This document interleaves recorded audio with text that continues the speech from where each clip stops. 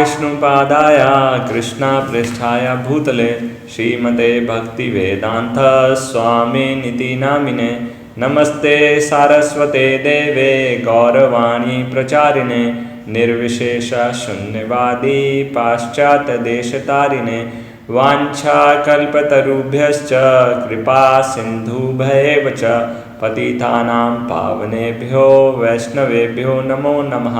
जय श्री कृष्ण चैतन्य प्रभु नित्यानंद श्री अद्वैत गदाधर श्रीवासादि गौर भक्त वृंद। हरे कृष्णा कृष्णा कृष्णा हरे हरे, हरे राम राम राम हरे हरे। रामाय रामभद्राय रामचंद्राय वेदसे रघुनाथाय नाथाय सीताय पतये नमः। कूजन्तं राम रामेति मधुरं मधुराक्षरम् आरुह्य कविता शाखां वंदे Valmiki कोकिलम्। We are discussing about Hanumanji's visit to Lanka and he has met Mother Sita. Sita माता के सामने है, सीता माता के सामने अब सीता माता से मिलने के लिए तब जा रहे हैं। तो वानर का रूप लेकर सीता माता की तरफ बढ़ रहे हैं और जैसे ही सीता माता की तरफ बढ़ते हैं सीता माता उनको तुरंत रोकती हैं, रुको। उसके कारण हमने कल डिस्कस किए थे। क्या कारण है, क्या प्रश्न सीता माता के मन में आए कि उन्होंने हनुमान जी को रोक दिया। अभी अभी राम कथा सुना है उनके मुंह से, बहुत सुंदर डिस्क्रिप्शन, एक एक डिटेल को बहुत अच्छे तरीके से बताया, फिर भी सीता माता ने हनुमान जी को रोक दिया। उनके मन में कुछ प्रश्न आ गए। यस, वो आपने बताया कल की। हाँ वही, क्या प्रश्न आ गए कि उन्हें लगा कि नहीं ये वानर के वेश में रावण ही है।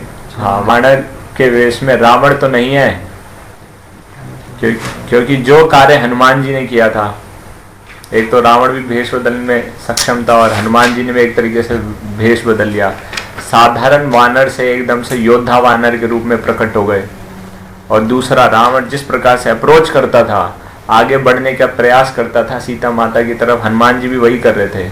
उनका इंटेंशन हालांकि कुछ और था, लेकिन इंटेंशन नहीं देखा, कैसे पता भी कैसे चलेगा, लेकिन अप्रोच कर रहे हैं। तो रावण जैसे अप्रोच करता है, और रावण के अंदर इतनी शक्ति है, पहले भी रूप बदल कर आया था, तो वो रूप बदल के आ सकता है, बिल्कुल ठीक। और दूसरा, उन्हें लगा कि एक सामान्य वानर कैसे इतना दूर से लंका आ सकता, समुद्र पार करके लंका आ सकता है। उनको संशय हो गया कि ये सही में सही बता रहे, सच बोल रहे हैं। फिर हाँ, ये तो उसी का एक भाग है कि कैसे होना हो ये जरूर रावण ही होगा, साधारण वानर कैसे आ सकता है। इसके अलावा उन्होंने सोचा कहीं मैं सपना तो नहीं देख रही हूँ। पहला ये कहीं मैं सपना तो नहीं देख रही हूँ कि राम की कथा, राम का गुणगान करने वाला कोई व्यक्ति, कोई ऐसा वानर और बोलने वाला वानर यहाँ पर कैसे उपस्थित हो गया। और दूसरा, कहीं रावण ऐसा रूप लेकर नहीं आया। और तीसरा, उनके मन में आया कि कैसे मैं इस पर विश्वास कर सकती हूँ। तो ये सब कारण उनके मन में चल रहे थे, इसलिए हनुमान जी को उन्होंने रावण समझकर रोक दिया। और हनुमान जी थोड़ा सा कंफ्यूज हो गए, क्या करें। उन्होंने इतना अच्छा तरीका, बहुत सोच समझ के, बहुत अच्छा तरीका अपनी तरफ से उन्होंने पूरा प्रयास किया था कि सीता माता को किसी प्रकार का कोई शंका ना हो, सीता माता मुझ पर विश्वास कर लें।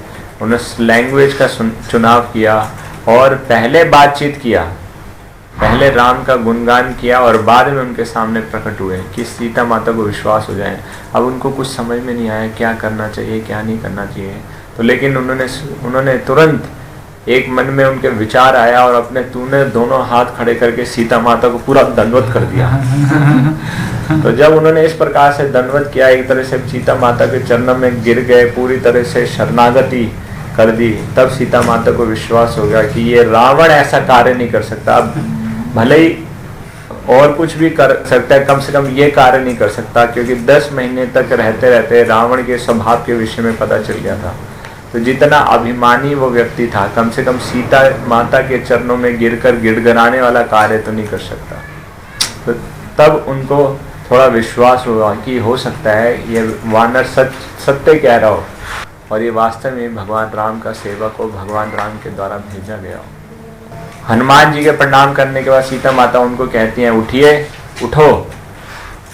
और अगर तुम चाहते हो कि मैं तुम पर विश्वास कर लूं और कि तुम भगवान राम के ही दूत हो, भगवान राम के द्वारा भेजे गए हो, तो तुमको एक टेस्ट पास करना पड़ेगा। टेस्ट क्या?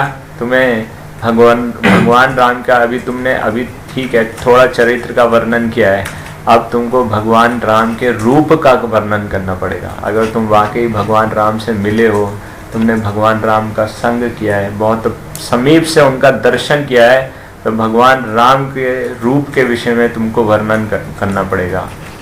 तो बताते हैं आचार्य कि एक तो ये था कि सीता माता की ऐसी इच्छा थी कि वो भगवान राम के बारे में और सुनना चाहती थी और श्रवण करना चाहती थी। She was eager to hear more about Ram. और हनुमान जी भगवान राम के रूप का वर्णन करते हैं, सुंदर रूप का वर्णन करते हैं। तो अब हनुमान जी भगवान राम के रूप का वर्णन कर रहे हैं, तो मैंने सोचा कि 1-2 श्लोका फ्रॉम द रामायण किस प्रकार से भगवान राम के अद्भुत या विलक्षण रूप का वर्णन कर रहे हैं राम जी। सबसे पहले कहते हैं यानी रामस्य चिह्नानि लक्ष्मणस्य च जानकी लक्षितानि विलक्षानि वदता शृणु तानि में। अगर बहुत आसान है संस्कृत है, बोला है ठीक है। तो जो भगवान राम के और लक्ष्मण के चिन्हों को मैंने देखा है, मैं हे माता जानकी, मैं अब वो उन विलक्षण लक्षणों का आपके सामने वर्णन करता हूँ।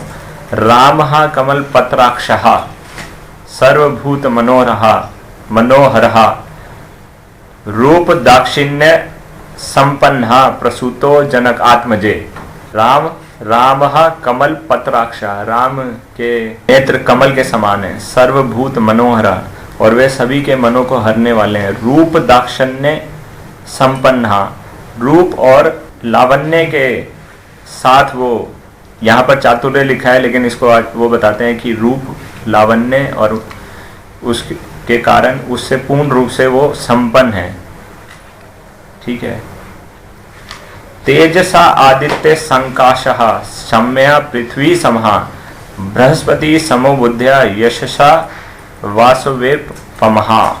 वे तेज में सूर्य और चंद्रमा के समान हैं, और क्षमा में पृथ्वी के समान है, बुद्धिमता में बृहस्पति और यश में इंद्र के तुल्य हैं। रक्षिता जीवलोकस्य स्वजनस्य च रक्षिता स्वरूप वृत्तस्य धर्मस्य च परंतपः।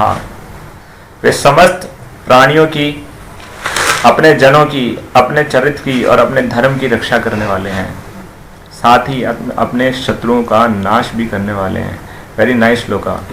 कि जैसे सीता माता को हमने कल डिस्कशन किया था कि एक डाउट हो गया था कि जंगल में शायद भगवान राम मेरी रक्षा नहीं कर पाएंगे और इसलिए मुझको नहीं ले जा रहे। और यहाँ पर देखिए किस प्रकार से भगवान राम का चरित्र का वर्णन करते हुए हनुमान जी यही इस बात को कोट कर रहे हैं। रक्षिता जीव लोकस्य स्वजनस्य च रक्षिता स्वस्य वृत्तस्य धर्मस्य च परंतपः।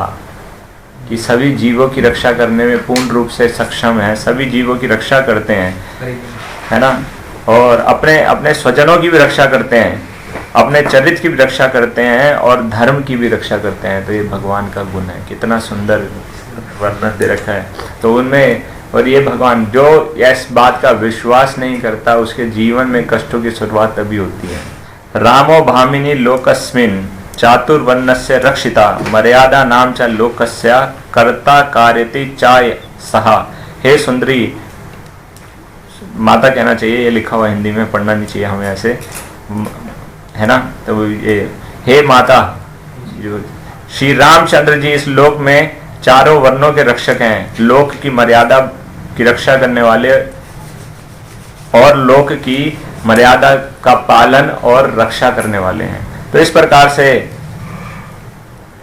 आगे वर्णन चल रहा है। श्री राम और लक्ष्मण के चरित्र का वर्णन कर रहे हैं।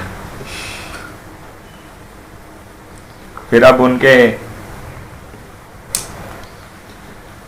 रूप का और डिटेल में जाकर वर्णन करते हैं। हे माता, श्री रामचंद्र जी विशाल कंधों वाले हैं, बड़ी भुजाओं वाले हैं, शंख grieve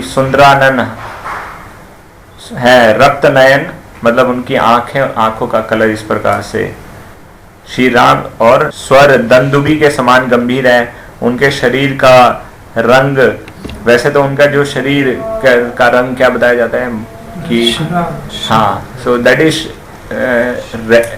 is shining radiant green colour. और लक्ष्मण जी का जो जैसे वो स्वर्ण वर्ण के हैं, वो श्वेत वर्ण के हैं, वो शाइनिंग ग्रीन, ग्रीनिश। तो इस प्रकार से भगवान राम के बहुत सुंदर और अद्भुत रूप का वर्णन करते हैं। और उसके बाद आगे सीता माता उनसे प्रश्न पूछती हैं कि किस प्रकार से उनकी मुलाकात हुई या उनकी भेंट हुई सुग्रीव से। फिर सुग्रीव से उनकी भेंट के विषय में बताते हैं किस प्रकार से। और वहाँ पे जो बहुत महत्वपूर्ण बात कहते हैं कि वैसे तो सुग्रीव पूरे विश्व में दर दर भटक रहे थे, अपनी जान के लिए, जान बचाने के लिए बाली से छिपकर इधर उधर भागते रहते थे। अंत में उन्होंने ऋषिमुख पर्वत में शरण ग्रहण की, क्योंकि वहाँ बाली को श्राप था और वह उस एरिया में आ नहीं सकता था। लेकिन हमेशा सुग्रीव को डर बना रहता था, कहीं बाली आ तो नहीं गया, कहीं बाली आ तो नहीं गया। दूर से किसी और वानर को देखते थे, ठीक से पहचान नहीं पाते थे, तो उनको ये लगता है बाली आ गया, तो हमेशा डरे रहते थे। और जब राम और लक्ष्मण भी आए तब भी उनको लगा कि ये शायद वाली के ही दूत हैं, और इसलिए हनुमान जी को एक बहरूपीय के रूप में भेजा पता लगाने के लिए कि क्या ये वाकई बाली के द्वारा भेजे गए दूत तो नहीं है या गुप्तचर तो नहीं है। तो इस प्रकार से सुग्रीव की दुर्दशा बताते हुए कहते हैं, लेकिन उस दिन से सुग्रीव और बाकी सभी वानर जो सुग्रीव के साथ थे, विशेष रूप से 5-6 लोग, कि उनके पूरा जीवन बदल गया जब से आपकी दृष्टि उनके ऊपर पड़ी। तो वो बताते हैं कब दृष्टि पड़ी, जब रावण आपको हवा मार्ग से दक्षिण दिशा तरफ या लंका की तरफ लेकर जा रहा था, और आपने नीचे कुछ वानरों को देखा, और उनको देखकर अपने साड़ी के कपड़े में कुछ गहने बांधकर वो पोटली फेंकी, उनका ध्यान करते हुए अपनी दृष्टि उस प्रकार से चली, तब से उनका जीवन बदल गया। तो जैसे सीता माता की कृपा या दृष्टि मात्र से ही सभी के कष्ट दूर हो जाते हैं, जीवन में पूरा बदलाव हो जाता है, क्योंकि उनकी कृपा से क्या हुआ, उनको भगवान राम का दर्शन प्राप्त हुआ। और फिर वो उनकी कृपा से ही एक तरीके से भगवान राम का सहयोग करने के लिए उनके साथ जुड़ गए। ये भगवान राम से उनका संबंध स्थापित हो गया कि सीता माता एक तरीके से माध्यम बन गई, क्योंकि वो एक अपना क्या कहते हैं निशानी सुग्रीव के पास आ गई। वो पोटली जो फेंकी गई वो सुग्रीव के पास उसके पैरों में गिरी, तो उसने वो उठाया, वही राम को भेंट किया, तो वो माध्यम बन गया उन दोनों के बीच में संबंध स्थापित करने के लिए। तो सारा कहाँ से शुरू हुआ, आपकी कृपा दृष्टि से हुआ। तो माता सीता की कृपा के बिना भगवान से संबंध स्थापित कर पाना मुश्किल सा है, ये बहुत आवश्यक है। इसलिए जो लोग ऐसा प्रयास करते हैं, लक्ष्मी को पाना चाहते हैं, नारायण की सेवा नहीं करना चाहते, रावण जैसा उनका स्वभाव है और उनको हमेशा धोखा ही और दुख ही प्राप्त होगा। लेकिन जो लक्ष्मी की सेवा करते हैं, नारायण की सेवा करने के लिए, उसको लक्ष्मी नारायण दोनों की कृपा प्राप्त हुई। और फिर आगे बताते हैं किस प्रकार से दोनों के बीच में संधि हुआ, किस प्रकार से वाली का वध हुआ, फिर वानरों को हर दिशा में भेजा गया, और दक्षिण दिशा में जो वानर भेजे गए उसमें से एक वानर, मेरा नाम हनुमान है, जो समुद्र को लांघ कर यहाँ अशोक वाटिका में आया है। तो दोबारा अपनी एक तरीके से दोबारा अपनी आइडेंटिटी देते हैं। और अगर आपको ऐसा लग रहा है कि मैं यहाँ तक कैसे आ गया, अगर आपको ऐसे लग रहा है इतना विशाल समुद्र मैं लांघ कर ऐसे आ गया, तो इसमें मेरा कोई क्रेडिट नहीं है, इसमें मेरी कोई भी शक्ति नहीं है। ये तो सिर्फ और सिर्फ भगवान राम के द्वारा मुझको एक खजाना दिया गया है, उसकी शक्ति है। जब भगवान राम ने मुझको इस मिशन पर भेजा, आपका पता लगाने के लिए हमको इस मिशन पर भेजा, तो उसके साथ साथ एक खजाना भगवान राम ने मुझको दिया, और ये सारी शक्ति उसके प्रभाव से। और ऐसा कहते हुए हनुमान जी ने अपना हाथ आगे बढ़ा दिया और उस हाथ में भगवान राम के द्वारा माता सीता के लिए भेजी गई सीता माता की अंगूठी थी, जिसके ऊपर राम लिखा हुआ था। तो जैसे ही सीता माता ने उस अंगूठी को देखा तो उनकी आंखों में आंसू आने लगे और उनको वो घटना याद आ गई कि कैसे भगवान राम की अंगूठी सीता माता की अंगूठी भगवान राम के पास चली गई।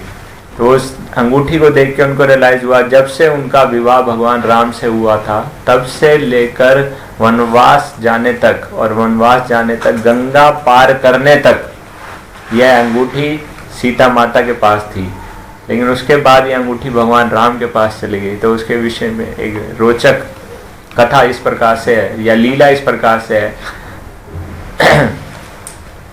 कि जब गंगा पार कराई गई केवट के द्वारा सीता राम लक्ष्मण जी को, तो भगवान राम की इच्छा हुई कि इसने मेरी ये सेवा की है और अब इस सेवा के बदले मुझे उसको कुछ देना चाहिए। तो अब भगवान राम ने देखा तो उनके पास कुछ नहीं था और उनकी इस ऐसी इच्छा को जानकर माता सीता ने अपनी अंगूठी उतार कर भगवान राम को दी और बहुत देने के बावजूद भी भगवान राम उसको अंगूठी देना चाहते थे, लेकिन उसने अंगूठी को स्वीकार नहीं किया। लेकिन भगवान राम से एक वादा जरूर ले लिया। क्या वादा? कि जिस प्रकार से मैंने आपको गंगा पार कराया आप मुझको भव सागर पार करा देना।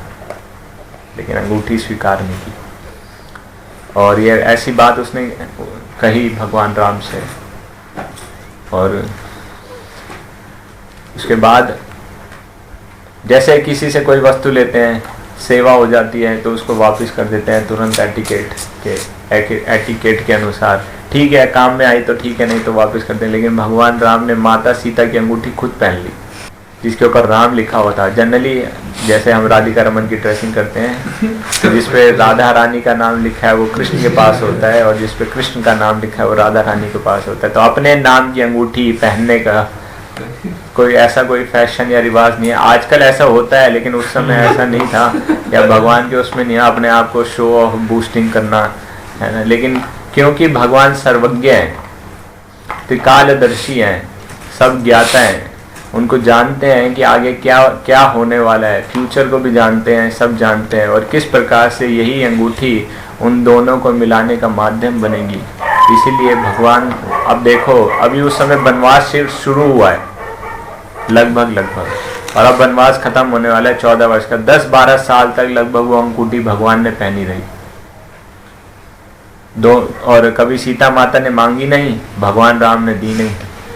लेकिन आज किस प्रकार से वही सीता माता की अंगूठी दोनों के मिलने का कारण बन रही है। और जैसे ही सीता माता ने वो अंगूठी देखी वो उनको सारी बातें याद आई, ये पिछली ये कथा याद आ गई और उनकी आंखों से अश्रुओं की धारा बहने लग गई।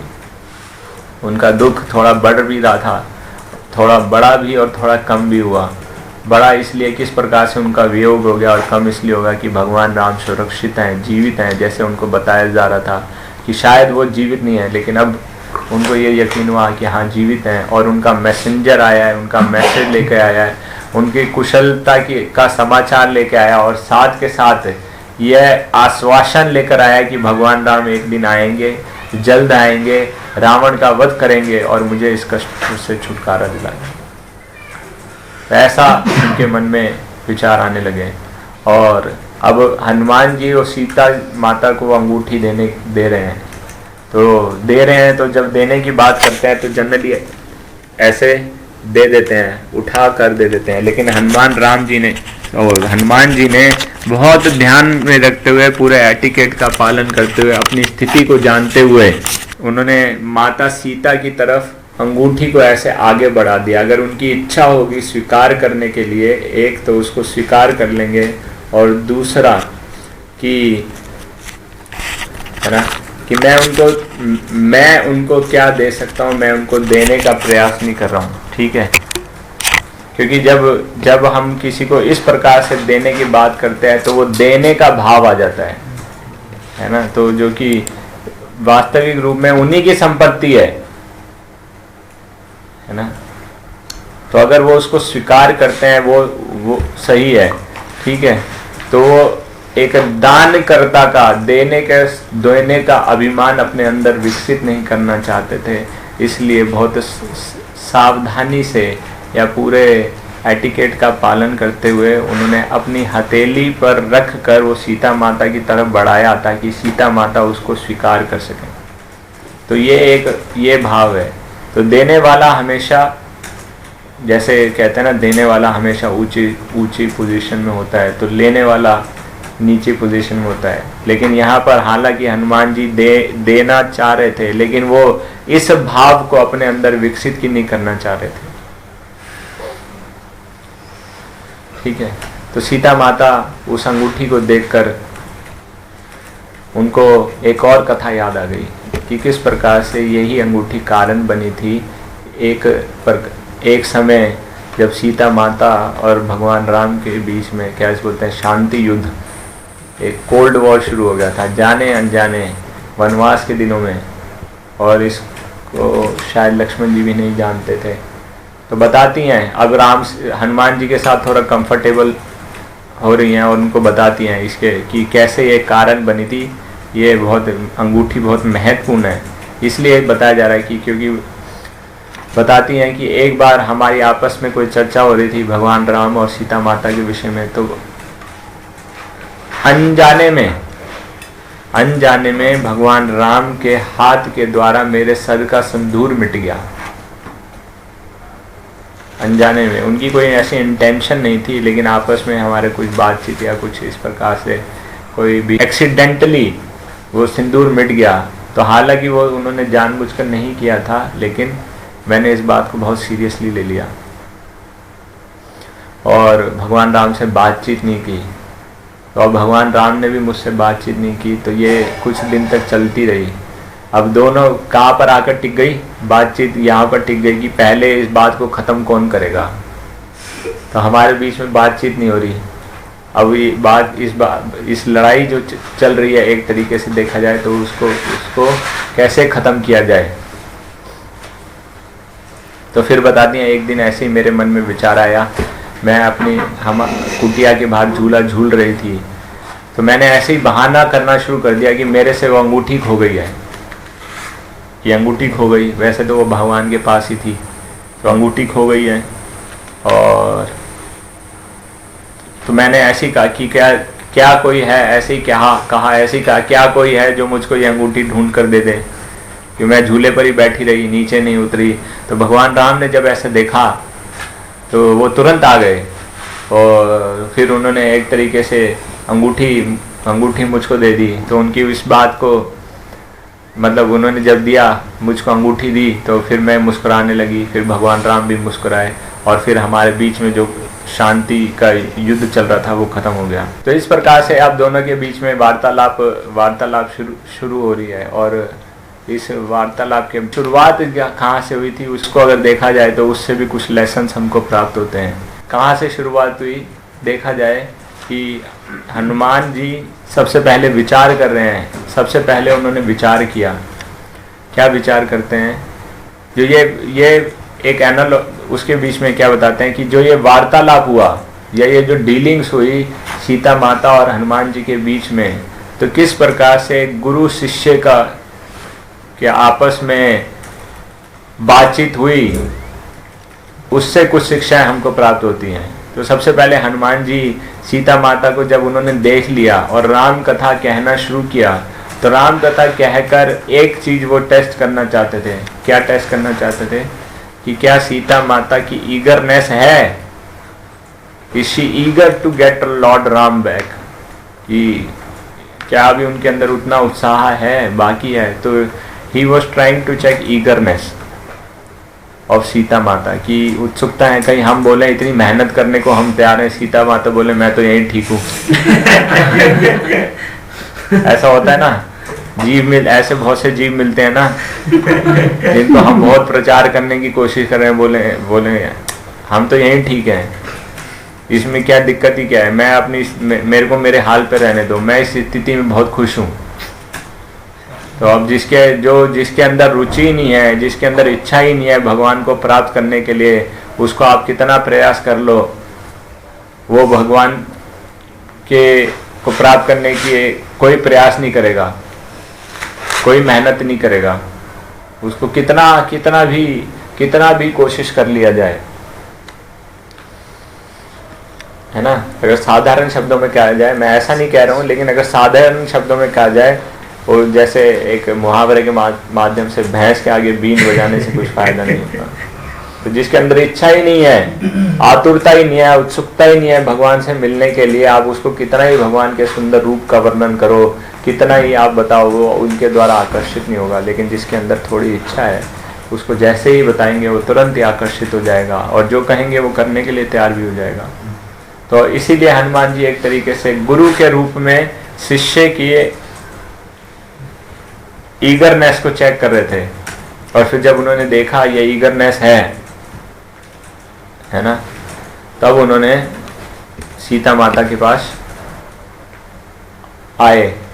और सीता माता के आने के पास ऐसा नहीं है कि जब सीता माता, जो कि एक शिष्या का रोल कर रही है, उन्होंने उनको ऊपर ब्लाइंड फेथ कर लिया, है ना। सीता माता ने हालांकि उनसे राम कथा एक बार सुन चुकी है, लेकिन दोबारा राम कथा सुनी, है ना।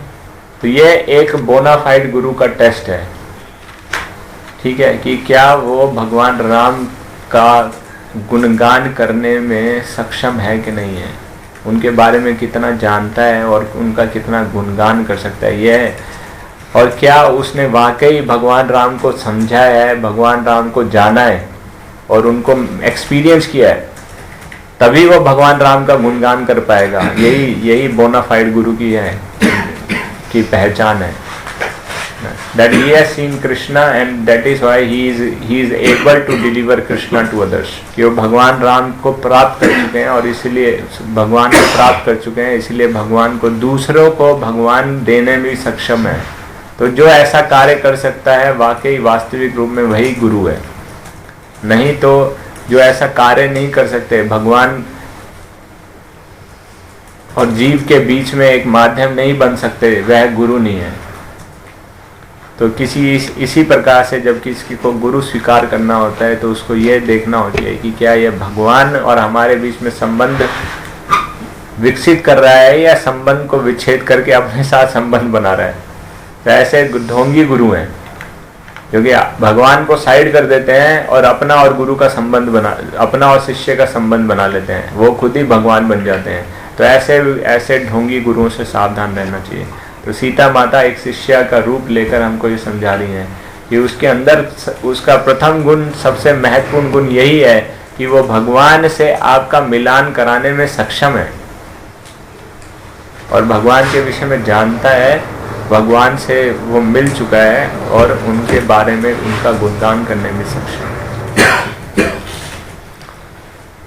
और जब दोनों के बीच में ऐसा एक तरीके से देखा जाए, दोनों ने एक दूसरे को पहचान लिया, व्हाट वी कॉल जेन्युइननेस, एक दूसरे की असलियत, पता नहीं उतना उचित वर्ड नहीं है, लेकिन हाँ दोनों को जाना कि दोनों ईमानदार हैं या जेन्युइन व्यक्ति हैं, दोनों डिसाइबल भी जेन्युइन है, गुरु भी जेन्युइन है। तब उस स्थिति के बाद, ये बहुत इंपॉर्टेंट पॉइंट है, उस स्थिति के बाद गुरु देखते हैं कि जब डिसाइपल क्वालिफाइड है या शिष्य क्वालिफाइड है, तब वो भगवान का कोई ना कोई सिंबल उसको देते हैं। और जैसे हनुमान जी ने जब देखा, और तब सीता माता को भगवान राम के द्वारा भेजी गई अंगूठी भेंट की। तो इसको किस प्रकार से समझना चाहिए, जब एक क्वालिफाइड गुरु होता है, तब वो भगवान के द्वारा या भगवान से संबंध को बढ़ाने के लिए कुछ ऐसे सिंबल्स देता है, और जिससे उसका भगवान के साथ संबंध स्थापित होता है, ठीक है, कुछ सिंबल्स। और उसमें ये जो पूरा process, that formal process is called initiation, that is very important. ऐसा बता रहे हैं कि जिसके द्वारा गुरु शिष्य का भगवान से संबंध कराने का माध्यम बनता है। इसीलिए शिक्षा की बहुत महत्वपूर्ण है। शिक्षा से वो संबंध का स्थापित होता है, दीक्षा से वो संबंध स्थापित होता है। तो इस पूरे इस पूरे एपिसोड में और या इस पूरे सुंदरकांड में दो चीजें बहुत महत्वपूर्ण हैं। आप लोग गैस कर सकते हैं क्या? राम की कथा के माध्यम से हनुमान जी ने सीता माता के साथ अपना संबंध या वार्तालाप शुरुआत की, और बाद में जो अंगूठी उनको भेंट कर रहे हैं उसके ऊपर भगवान राम का नाम लिखा हुआ है। तो ये दो चीजें बहुत महत्वपूर्ण है। अभी क्या कैसे कहा जाए, ये चीज जो है ना यूनिवर्सल वर्ड है, ये किसी के साथ भी जुड़ सकता है। तो अब इसको इंग्लिश में ऑब्जेक्ट्स कहेंगे, थिंग्स कहेंगे, but these two things are the most prominent, most important, Ram कथा और राम नाम। That is very important. तो राम नाम और राम कथा, अभी देखें सीता माता का भगवान से एक तरीके से क्या बोलते हैं, सेपरेशन हो चुका है, लेकिन अब किस माध्यम से उनका दोबारा भगवान राम के साथ कनेक्शन स्टैब्लिश हुआ? राम कथा के माध्यम से और राम नाम के माध्यम से। तो बहुत इंपॉर्टेंट है, जीव जिनका भगवान राम से, जिनको भगवान के साथ अपने संबंध को पुनः स्थापित करना है, उसको भगवान राम नाम का और राम कथा का सहारा लेना पड़ेगा। इसलिए तो शुरुआत होती है श्रवणम कीर्तनम स्मरणम पाद सेवनम इत्यादि। तो श्रवण और कीर्तन किसका? राम नाम और राम कथा। Vishnu, yes Vishnu Ram. So we are discussing Ramayana, so that is why we are taking Ram naam and Ram कथा।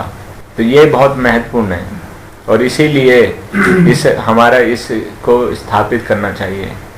अभी जैसे सभी लोग विशेष रूप से हम देखते हैं, अभी तक 14 तारीख तक तो सबके पास बहुत टाइम है। उसके बाद क्या स्थिति होगी, उसके बाद ये संबंध स्थापित करने का जो मौका है वो हाथ से चला जाएगा या क्या होगा, ये तो नहीं कहा जा सकता, लेकिन अभी बहुत समय है तो उसको अच्छे से यूटिलाइज करना चाहिए और अपनी स्थिति को जान लेना चाहिए कि अभी हमारा संबंध जो विच्छेद हो चुका है उसको दोबारा स्थापित करने के लिए हमको राम नाम की और राम कथा की शरण लेनी चाहिए, है ना। अभी क्या है, लोगों का कॉन्शियसनेस पूर्ण रूप से कोरोना कॉन्शियसनेस हो चुका है। सब हर जगह हर व्यक्ति के जुबान पे सिर्फ कोरोना कोरोना कोरोना कोरोना कथा चल रही है। कोरोना कथा करने की बजाय करुणा कथा करनी चाहिए कि करुणा निधान है, करुणा के सागर हैं भगवान। तो अगर उनकी कृपा होगी तो किसी प्रकार का भी संकट कोई संकट नहीं है। जैसे हमने वो श्लोक पढ़ा, सभी जीवों को भगवान उनकी रक्षा कर सकते हैं, लेकिन बशर्ते है उनसे कोई प्रार्थना करे तभी तो। Very very nice shloka. रक्षिता जीव लोकस्य, है ना, स्वजनस्य च रक्षिता स्वस्य वृत्तस्य धर्मस्य च परंतपः। कि सभी जीवों का, समस्त प्राणियों की रक्षा करने में सक्षम है, पूर्ण रूप से सक्षम है। अभी कोई बोले, और फिर आए अपने स्वजन मतलब सीता मैया भगवान के भक्त।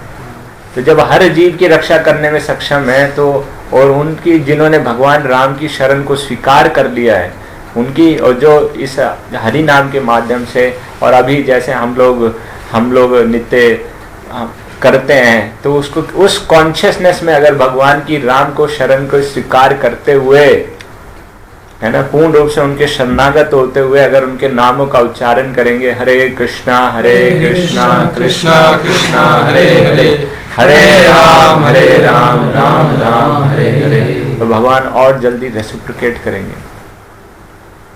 अभी हमारी समस्या क्या है कि हम डिपेंड करते हैं दूसरों के ऊपर, यानी एक्सटर्नल फैक्टर्स के ऊपर, कि शायद वो कोरोना का ऐसा इलाज ढूंढ लाएंगे जिससे रक्षा हो पाएगी। अभी कल ऐसे ही मैं एक सुन रहा था, वहाँ पे उसको मेजर कोई ऐसे स्टेटमेंट बोल रहा था, आर्मी का मेजर बोले ये एक मेडिकल इशू है। मेडिकल इशू है तो आप सॉल्व क्यों नहीं कर लेते? ये सिर्फ मेडिकल इशू नहीं है। जब तक वो मेडिकल इशू जब कहने की बात करते हैं तो क्या अपने ऊपर कर्ता होने का उनका भाव जागृत होता है, और किस प्रकार से आज नहीं तो कल हम इसको सुलझा ही लेंगे। लेकिन ठीक है, अगर एक बीमारी को ठीक कर भी लिया तो मृत्यु को तो खत्म नहीं कर पाएंगे, या आने वाली नई बीमारी को तो नहीं कर पाएंगे। उनको एक्चुअली यही क्लियर नहीं है क्या ये होता ही क्या है ना। कुछ लोग तो बोलते हैं वायरस जीव है, कुछ लोग बोलते हैं वायरस जीव नहीं है, सिर्फ प्रोटीन है। हाँ, तो कुछ बोलते हैं ये अपने आप को थोड़े दिनों में क्या बोलते हैं म्यूटेशन कर लेता है ना।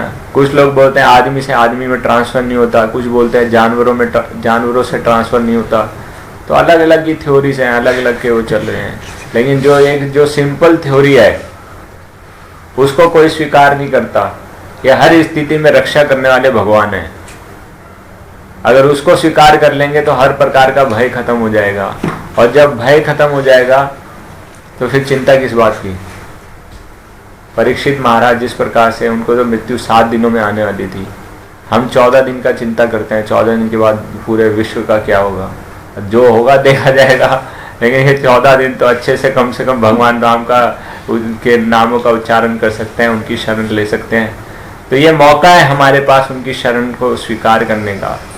तो इसको अच्छे से यूटिलाइज करना चाहिए, शरण को भगवान राम के नामों में, और अच्छे से अपने आप को लगा देना चाहिए, उनकी कथा का और अच्छे से श्रवण करना चाहिए। So that will make the huge difference, because that will have a positive impact on the consciousness. Corona consciousness होने से हमारी प्रगति नहीं होगी, कृष्णा कॉन्शियसनेस होने से हमारी प्रगति होगी, है ना। कभी कभी बहुत घंटे का समय निकल जाता है उसी के बारे में चर्चा करने में और इसमें, तो उससे बचने का हमको प्रयास करना चाहिए। तो राम कथा और राम नाम का सहारा लेना, ये पूरा मैसेज यहाँ पर आता है। और फिर एक छोटी सी ऑफरिंग भगवान के द्वारा भेजी गई, और वह हनुमान जी ने सीता माता को दिया, और सीता माता ने तुरंत उसको गले लगा लिया, तुरंत स्वीकार कर लिया, और उसके साथ जुड़ी हुई अपनी सारी भावनाएं व्यक्त करने लगी।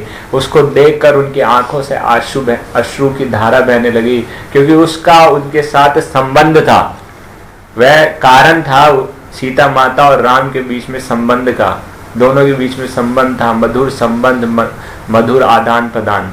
और देखा जाए तो क्या है, छोटी सी सोने की अंगूठी, अगर सोना, और इसके कंपैरिजन में सीता माता ने कितना बड़ा, एक तरह से कितना बड़ा त्याग कर रखा था, पूरे की पूरी सोने की लंका का त्याग कर रखा है।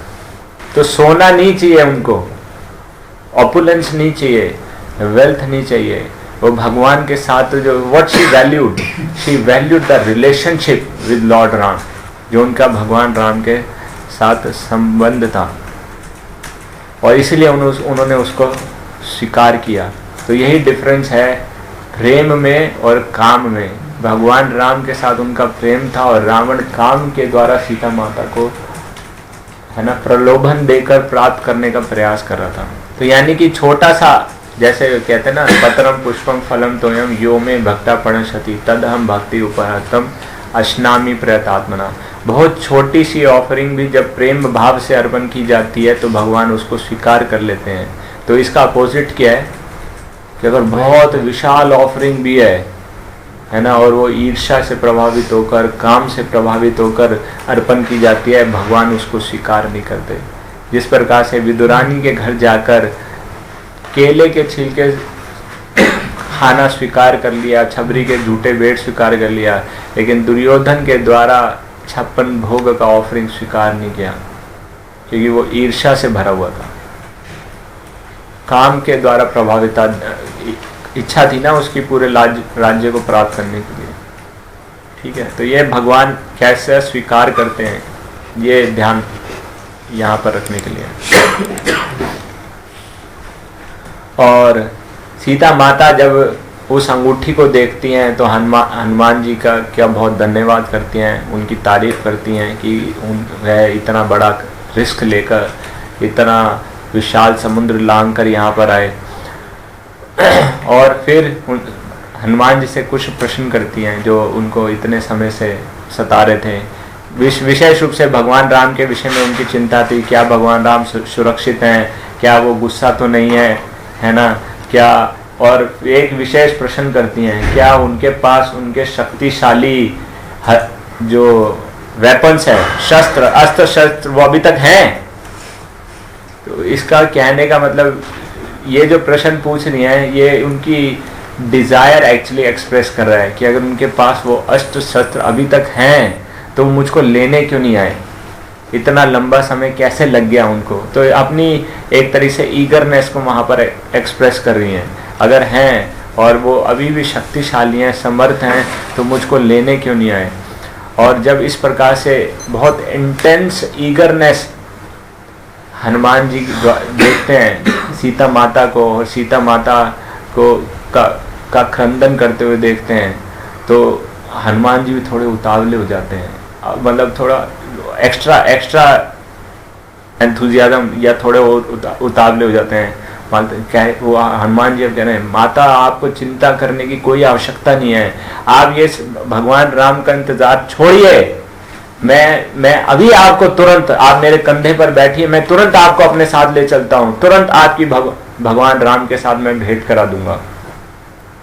तो अभी उनका साइज बहुत छोटे से साइज के अंदर है ना, और वो ऐसी बातें कर रहे हैं, तो सीता माता को थोड़ी सी हंसी आ जाती है, तो है ना, लेकिन उनके सेंटीमेंट को हर्ट नहीं करना चाहती, लेकिन अपना डाउट भी क्लियर करना चाहती हैं। तो उनसे थोड़ा सा हंसते हुए प्रश्न पूछती हैं, है ना। तो ऐसे नहीं कहा उन्होंने, उनकी फीलिंग को हर्ट नहीं किया। सेंसिटिव डीलिंग कैसे करना है, उनकी फीलिंग को हर्ट नहीं किया। यार तू छोटा सा बानर, तेरी क्या औकात, रावण को देखा है, राम यहाँ के राक्षसों का साइज देखा है, ऐसी कोई बातचीत नहीं करी, यानी उनको डिग्रेड नहीं किया। अगर उनकी लिमिटेशन भी है तो उसका एहसास नहीं दिलाया, लेकिन उन्होंने प्रश्न पूछा कि क्या सुग्रीव की सेना में सारे वानर तुम्हारे साइज के हैं?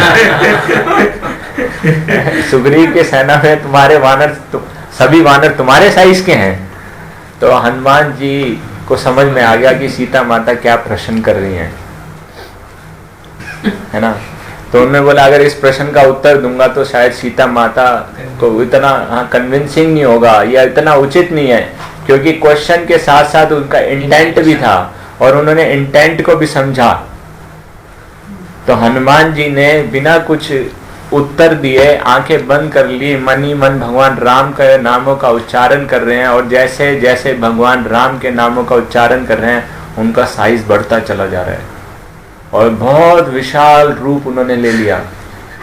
जो जिस पेड़ के नीचे माता सीता बैठी हुई थी उस पेड़ से भी बड़ा उनका आकार हो गया। अब सीता माता को बाहर वो पेड़ के था ना, उसकी क्लोजनेस से बाहर आकर गर्दन उठाकर हनुमान जी के साइज को देखना पड़ा। इतना विशाल साइज उन्होंने, इतना विशाल साइज हो गया। और अब उन्होंने बहुत बड़ा विशाल साइज कर लिया उन्होंने।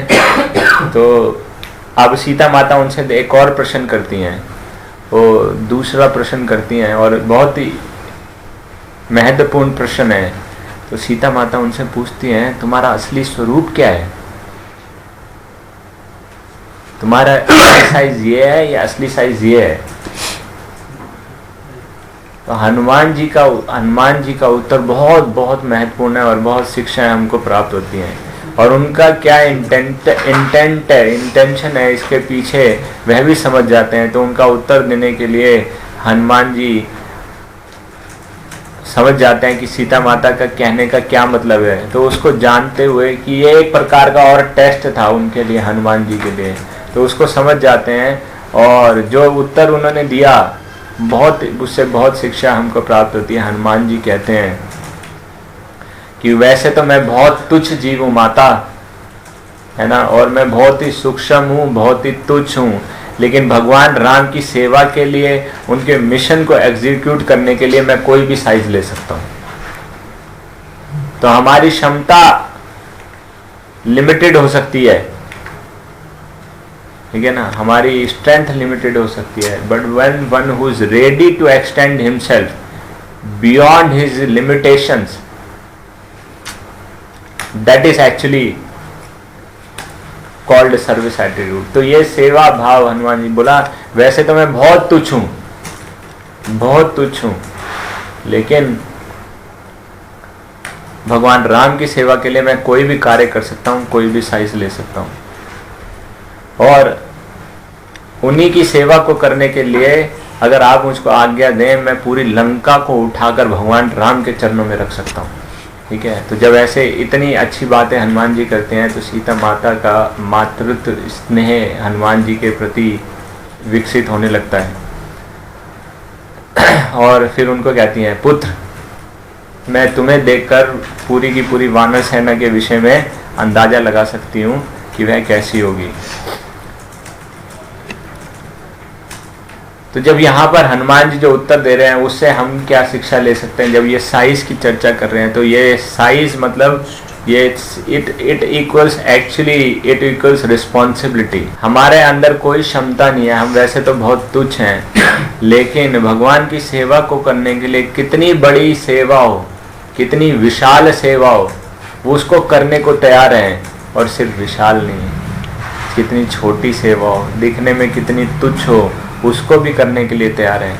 कभी कभी ऐसा देखा जाता है हनुमान जी ने बड़ा विशालकाय रूप लिया, फिर तुरंत उस छोटे साइज में आ गए, है ना। एक तो ये भी कारण था कि राक्षसियाँ उठ ना जाएं, और दूसरा कि ऐसा नहीं है कि अपने अभिमान को प्रकट करना चाहते थे। कभी कभी ऐसा देखा जाता है, कुछ भक्त लोग फ्रंट लाइन सेवा करते हैं, तो फ्रंट लाइन सेवा करते करते कुछ समय आ जाता है तो उनको थोड़े समय के लिए दूसरी सेवा दी जाए तो बोलते हैं हमारी सेवा से हमको निकाल दिया, हमारी सेवा छीन ली गई हमसे। लेकिन ऐसा क्या है, ये सब भगवान की सेवा है। कभी कोऑर्डिनेशन की सेवा करेंगे, कभी लीडर की सेवा करेंगे, कभी एग्जीक्यूटर की सेवा करेंगे, कभी सर्वेंट की सेवा करेंगे, कभी भंगी की सेवा भी करनी पड़े, चमार की सेवा भी करनी पड़े।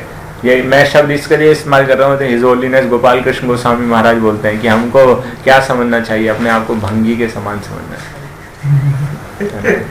तो ये क्या है, जो भी सेवा मिलेगी, मंदिर साफ करने की सेवा, अच्छा रोज तो हम गाते हैं, है ना, श्री विग्रहाराधन नित्य नाना श्रृंगार तन मंदिर माजनादो युक्त से भक्तांश नियुंजतोपि वंदे गुरु श्री चरणारविंदम। तो किसी को मंदिर साफ करने की सेवा देंगे तो वो आएगा ही नहीं, टाइम पर पहुंचेगा ही नहीं। क्या ये कोई सेवा है? अच्छा डीटी वर्शिप करना है, डीटी ड्रेसिंग करना है, भगवान का अभिषेक करना है, तो लंबी लंबी लाइन लग जाएगी, है ना। उससे पहले अरेंजमेंट करना होगा, वो बर्तन धोना होगा तो कोई नहीं होंगे, और अभिषेक के बाद बर्तन धोना होगा तो कोई नहीं होगा। तो गाते बहुत हैं तो मंदिर महाजना तो, है ना।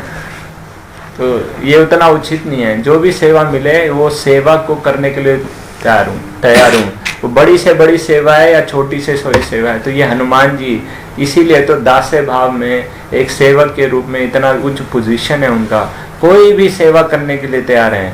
भगवान राम की प्रसन्नता के लिए वो पूरा का पूरा समुद्र भी लांग गए, और जब अयोध्या वापस चले गए तो छोटी सी सेवा भी स्वीकार कर ली, है ना। और सेवा चाहिए थी तो क्या सेवा स्वीकार कर ली? चुटकी बजाने की सेवा स्वीकार कर ली, और कुछ नहीं तो अपना एंगेजमेंट तो ढूंढ ही लिया उन्होंने, है ना। वो जो आप देखो कि पूरा लंका पार कर सकता है, कितनी शक्ति होगी।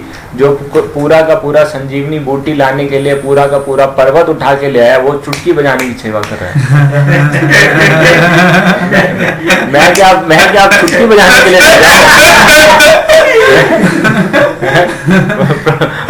प्रभु जी कोई टेंजिबल सेवा दो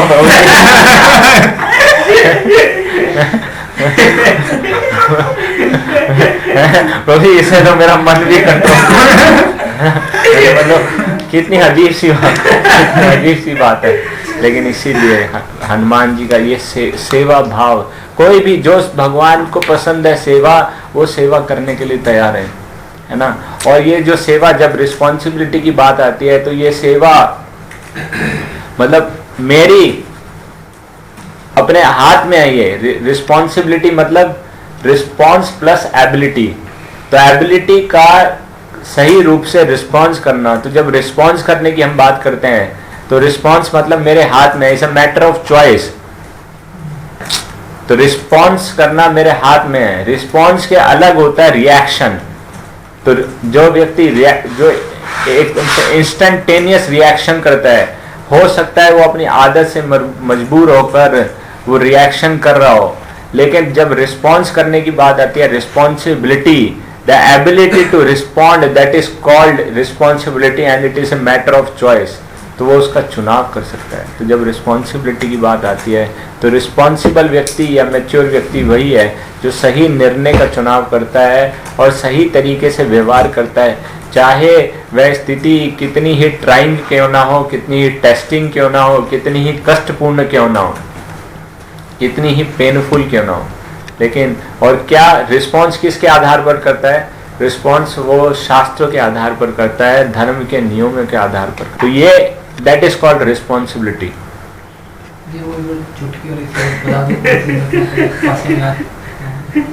आपको शॉर्ट में बता देता हूँ मैं। एक बार जब सेवा बट रही थी तो हनुमान जी कहीं पर थे किसी और कारण से, तो जब भगवान राम की सेवा बट रही थी और यह ऐसा करते हैं यूनियन बना के, क्योंकि सारी की सेवा करने में हनुमान जी सक्षम थे, तो सबने बोला हम कुछ नहीं कर पाते, तो एक यूनियन बना के ट्रिक करके उनको कुछ समय के लिए दूर भेज दिया और पीछे सारी सेवाएं बांट ली।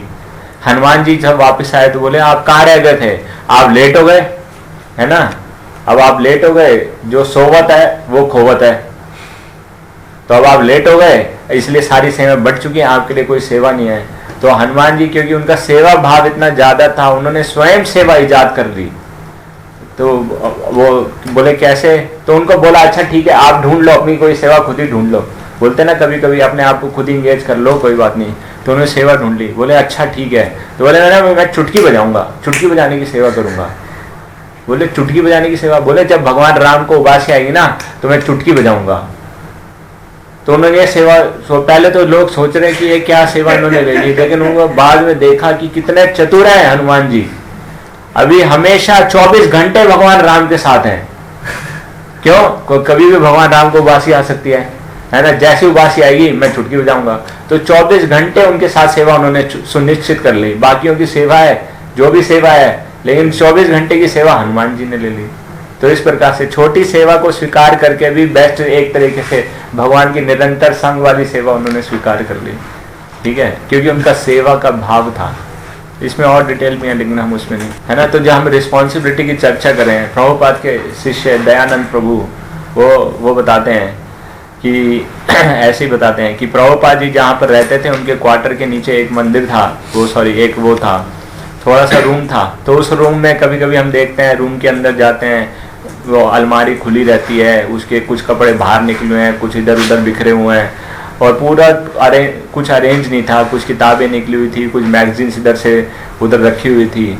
और प्रभुपाद जी उस रूम में कुछ कृष्णा पेंटिंग ऐसी इधर उधर पड़ी हुई थी, दीवार पर अच्छी से लगी नहीं हुई थी। तो एक बार प्रभुपाद जी उस रूम में आ गए और प्रभुपाद ने पूछा कि ये यहाँ पर क्यों रखा है ना, तो ये वस्तुएं यहाँ पर क्या कर रही हैं। और जिस प्रकार से एक सरल और साधारण भक्त का उत्तर होता है कि मुझको तो पता नहीं, ये मेरी सेवा नहीं है ना, मुझको पता नहीं ये किसकी सेवा है, ये मेरी एटलीस्ट मेरी सेवा नहीं है।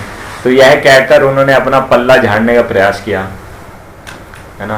प्रभुपाद थोड़ा सा गुस्सा हो गया, बोला इट्स योर रिस्पॉन्सिबिलिटी, जो उनके सामने थे। तो उसको बताते हुए दयानंद को बताते हैं, इस इंसिडेंट को बताते हुए कि प्रभुपाद एक्सपेक्ट करते हैं कि we start taking responsibility of the mission, we start seeing things in a bigger manner. अगर अपने घर के अंदर होता है तो हम ये आपस में ये करते रहते हैं, क्या उसको ठीक करने की जिम्मेदारी नहीं लेते हैं। तो हम कब तक यह कहकर अपनी रिस्पॉन्सिबिलिटी से दूर भागते रहेंगे कि ये not my service, not my service, not my service. इसको ये इशारा करते हुए भक्ति माधुर्य गोविंद स्वामी महाराज बताते हैं कि ऐसा घोड़ा होता है ना, घोड़ा, तो उसके आगे ना आगे ऐसे दो वो बांध देते हैं और वो साइड में नहीं देख पाता, इधर उधर नहीं देख पाता, बस सीधा भागता है।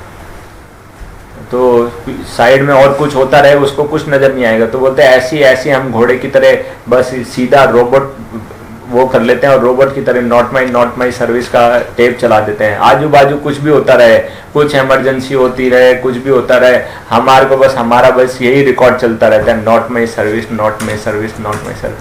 वो कहते हैं प्रभुपाद जी ने हमको ये फॉर्मूला नहीं दिया, प्रभुपाद ने हमको फॉर्मूला दिया डू द नीडफुल, कि जहाँ ज़रूरत है वहाँ पर अपने आप को अगर थोड़ा एक्सटेंड भी करना पड़े वहाँ एक्सटेंड करना पड़े। रिस्पॉन्सिबल और मैच्योर व्यक्ति की यही पहचान है। वो यह थोड़ी ना बोले, वो अगर मिशन को अपना समझता है, मंदिर को अपना समझता है, हर सेवा को अपना समझता है, तो का यह नहीं कहेगा मेरी सर्विस नहीं है, जब जरूरत पड़ी है उसको करेगा। हाँ, अगर ठीक है एक कोऑर्डिनेशन ऑर्गेनाइजेशन होता है, लेकिन किसी भी सेवा को इस प्रकार से पेंडिंग नहीं रहने दिया जाएगा। तो इस प्रकार से सीता माता और हनुमान जी के बीच में चर्चा चल रही है, और फिर हनुमान जी सीता माता को प्रपोजल दे रहे हैं। हनुमान जी सीता माता को कहते हैं आप चलिए, मैं आपको तुरंत भगवान राम के पास लेकर चलता हूँ। सीता माता मना कर देती हैं कि नहीं, मैं आपके साथ नहीं जा सकती। हनुमान जी कहते हैं क्यों नहीं, आप क्यों नहीं जा सकते, चलिए मैं आपको ले चलता हूँ। बोले नहीं, मैं आपके साथ नहीं जा सकते। तो पहला रीज़न बताते हैं, मुझको ऊंचाइयों से डर लगता है। तो हनुमान जी थोड़ा हंस पड़ते हैं, ऐसा कैसे ऊंचाइयों से डर लगता है, पुष्पक विमान में हनुमान रावण भी तो आपको उड़ा के लेकर आया था। तो फिर दूसरा उत्तर देती हैं कि नहीं, जब तुम वह दूसरी बात थी, लेकिन अभी तुम मुझको अपनी पीठ पर बिठाकर ले जाओगे तो सारे राक्षस तुम्हारे ऊपर हमला कर देंगे, और जब तुम्हारा ध्यान राक्षसों से लड़ने पर लग जाएगा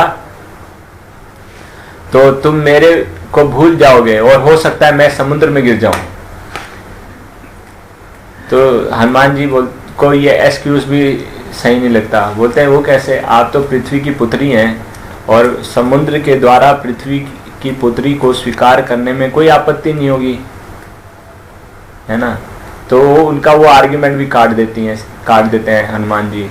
सीता माता एक और आर्ग्यूमेंट देती हैं, कहती हैं कि नहीं, तुम पर पुरुष हो, मैं पर पुरुष को कैसे हाथ लगा सकती हूँ। तो हनुमान जी ये आर्ग्यूमेंट को भी स्वीकार नहीं करते हैं कि माता, मैं तो आपका पुत्र हूँ, और पुत्र को स्पर्श करने में किसी भी प्रकार का कोई दोष नहीं है। तो उनके इस आर्ग्यूमेंट को भी रिफ्यूट कर देती हैं, काट देते हैं हनुमान जी सीता माता को। सीता माता समझ में आता है, और सीता माता एक तरह से खड़े होकर ऐलान करती हैं जो उनका जेन्युइन कारण था हनुमान जी के साथ नहीं जाने का। बोलते हैं मान लो अगर मैं तुम्हारे साथ चली जाती हूँ तो इतिहास में क्या लिखा जाएगा कि रावण राम की एब्सेंस में सीता का हरण करके ले गया, और एक वानर की मदद लेकर राम ने उसको छुड़वाया। तो इससे भगवान राम का कितना अपयश होगा, और मैं नहीं चाहती कि भगवान राम का अपयश हो। अगर मुझको थोड़ा और कष्ट भी सहना पड़े, मैं सहन करने को लिए तैयार हूँ।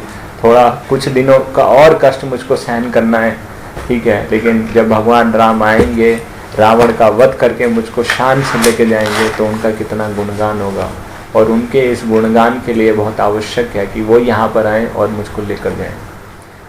तब हनुमान जी को सीता माता की बात समझ में आती है, और उनके सीता माता के प्रति जो आदर का भाव है और बढ़ जाता है कि भगवान राम के गुणगान के लिए माता और कष्ट सहने को भी तैयार है ना।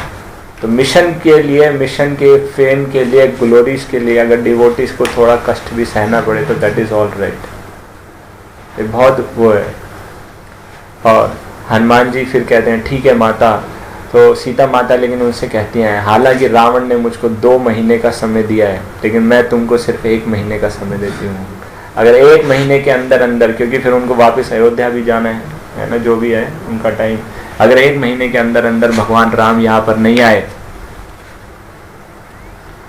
तो मैं अपना शरीर का त्याग कर दूंगी।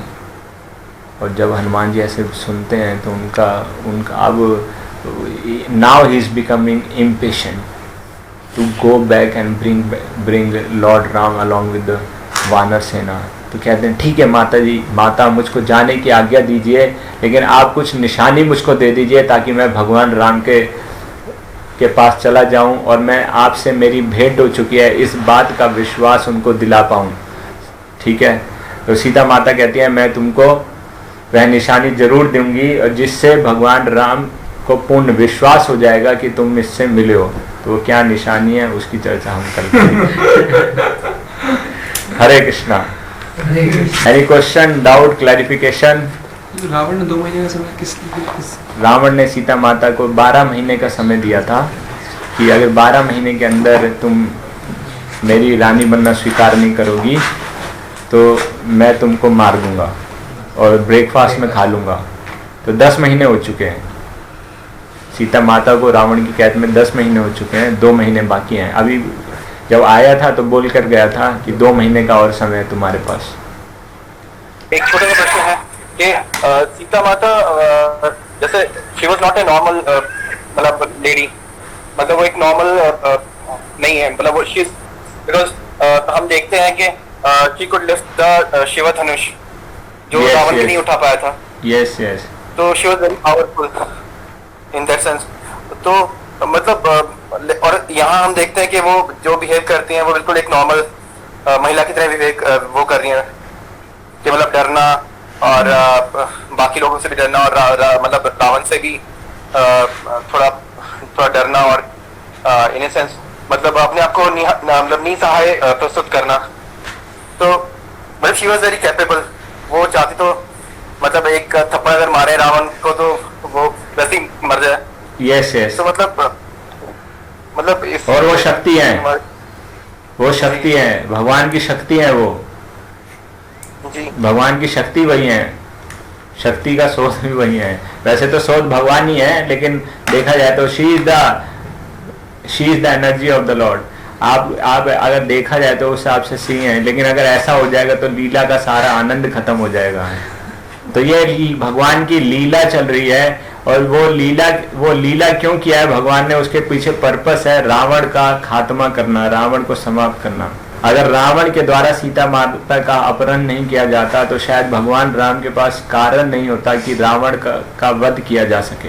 तो ये सारी लीला इसीलिए हुई है, क्योंकि आप देखोगे जब ये लीला शुरू होती है, मतलब अपहरण से पहले सूर्पनखा से भेंट, उससे पहले एक छोटा सा वार्तालाप भी होता है कि भगवान राम की इस बात को जान जाते हैं कि अब वो समय आने वाला है। इसीलिए तभी सीता माता अग्निदेव के पास रखवाकर छाया सीता को अपने साथ रखते हैं, क्योंकि अब ये लीला के लिए। तो अभी जो यहाँ पर सीता है वो छाया सीता है, रियल सीता नहीं है। उसके लिए भगवान ने रावण का वध कर दिया। तो असली सीता नहीं है, लेकिन फिर भी ये एक कारण बना रावण का वध करने के लिए, और ये लीला है। और जब लीला की बात होती है तो लीला के द्वारा, लीला शक्ति के द्वारा ये जो ऑपुलेंस है, ये एक प्रकार से जो शक्ति है वो भी छुप जाती है। तो उसमें लीला प्रधान है, और वो लीला मतलब जो भगवान की इच्छा से हो रही है। भगवान का लीला करने के पीछे कोई विशेष कारण होता है, जैसे यहाँ पर रावण का वध करना, और या जैसे अगर कृष्ण लीला में देखते हैं तो कई बार रसों का आस्वादन भी करना, तो भगवान की अपनी इच्छा से है। ठीक है, तो उसमें लीला प्रधान है, तो ये लीला प्रधान है।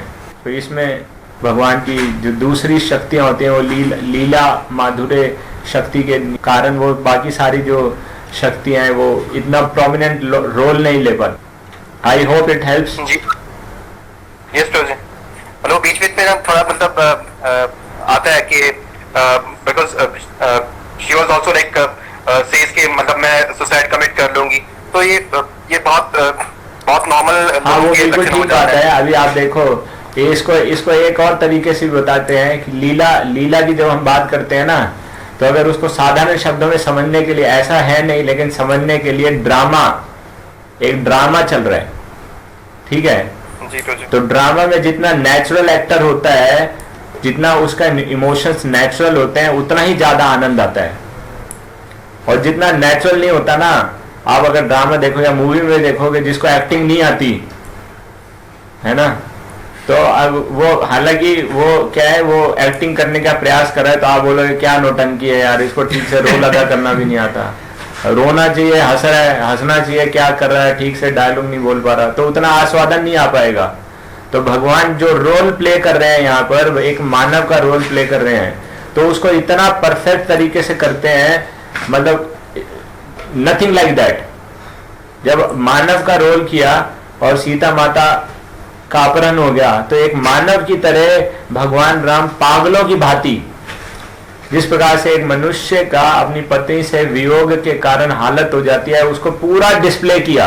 और 2 से 3 चैप्टर में वर्णन है इतना डिटेल में वर्णन है, इतने श्लोक है, इससे पूछा, उससे पूछा, पेड़ों से पूछा, पत्तों से पूछा, लताओं से पूछा, पर्वतों से पूछा, नदियों से पूछा, झरनों से पूछा, चिड़िया से पूछा, हर पक्षी से पूछा, बता मेरी सीता कहाँ है। तो एक तरह से पागल हो गए। एक तो ये कि मानव के रूप में कितने कष्ट उसको, और दूसरा कि एक पति को अगर वो गृहस्थ आश्रम में चला जाता है तो कितना कष्ट हो सकता है। एक दूसरी शिक्षा ये भी दे रहे हैं, और कि एक मानव किस प्रकार से आसक्त होता है या और उसका कैसा व्यवहार होता है, तो यह भी बता रहे हैं। तो मतलब परफेक्ट रोल वो अदा कर रहे हैं। जैसे दूसरा ये वो और भी बहुत से वर्णन आते हैं, जब कृष्ण लीला में वर्णन आता है और भगवान राम राक्षस से युद्ध कर रहे हैं, मैं नाम भूल गया, तो उसमें सत्यभामा के नहीं किसके शायद हाँ सत्यभामा के पिता का मुख काट कर, मेरे को ध्यान नहीं आ रहा, कि वो उनके सामने लेकर आए जाते हैं वासुदेव का, तो भगवान लास्ट में साल से तो आंसू बहाने लगते हैं कि उनका वध हो गया। लीला शक्ति के द्वारा प्रभावित हो जाते हैं कि वो उसको महसूस करने लगते हैं। तो जिस प्रकार से एक अच्छा ड्रामेटिस्ट या अच्छा एक्टर जो उस रोल में रूप से घुस जाता है अंदर, किरदार के अंदर या पात्र के अंदर जो भावनाएं चल रही होती हैं उसको महसूस करने लगता है, तो उसका तब अच्छा प्रकट होता है और तभी यही ऑडियंस को अच्छा लगता है। तो एक एक इमोशन का ध्यान रखते हुए उसको परफेक्ट रूप से डिस्प्ले करते हैं भगवान। और इसी प्रकार से सीता माता को रोल मिला हुआ है एक स्त्री का जिनका अपहरण हो चुका है, तो किस प्रकार से भगवान के वियोग में या पति के वियोग में उनको कष्ट सहने को मिल रहे हैं, ये वो बता रही हैं। और फिर ये भी देखो कितना अच्छा लेसन है कि कितनी फैसिलिटीज उनको मिलने को तैयार हैं, लेकिन उन्होंने भगवान राम को छोड़ने को तैयार नहीं है। कष्ट सहने को स्वीकार है, लेकिन भगवान राम का संग नहीं छोड़ने को तैयार है। ऐसा है, तो कंफर्ट और फैसिलिटी के लिए भगवान का संग नहीं छोड़ना चाहिए। एक बहुत बड़ा लेसन इससे हमको प्राप्त होता है। ठीक है, हरे कृष्णा। सीता राम लक्ष्मण हनुमान की जगत गुरु शील प्रभुपाद की, निताई गौर प्रेमानंदे।